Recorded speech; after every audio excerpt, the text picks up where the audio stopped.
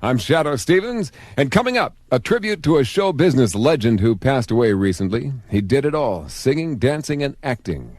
From a little boy in vaudeville to an adult on stage, screen, and television, and he even hit the charts. But his biggest hit of all was a song he didn't want to record. We'll remember Sammy Davis Jr. as American Top 40 continues. You're listening to American Top 40. I'm Shadoe Stevens. And now our look at one of the most versatile entertainers of our time. He could do it all. Sing, act, dance, on stage, screen, and television. He was a superstar. And in Las Vegas, he was a legend. One of a handful of entertainers who only needed his first name on the marquee.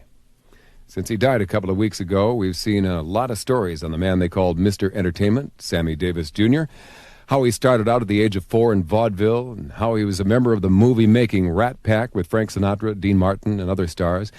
And then there was Sammy's uphill struggle to make it into the show business mainstream during the segregated 1950s and 60s, headlining in hotels he couldn't stay in because of the color of his skin.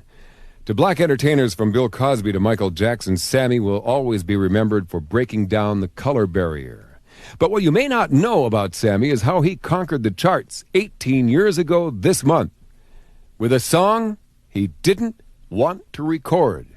He said it just wasn't his kind of song. But Sammy's record label talked him into it, and he did it in one take. The Candyman. The Candyman. Oh, the Candyman can. From June of 1972, that's Candyman, a song that stayed at number 1 for 3 weeks. It was Sammy Davis Jr.'s biggest hit on the pop chart, but the song that he's most identified with and later became his signature song is another song that Sammy didn't like at first. He said it made him feel uneasy because it reflected his innermost fear that in his old age he might be forgotten, just like Mr. Bojangles. I knew a man, Bojangles, and he danced for you.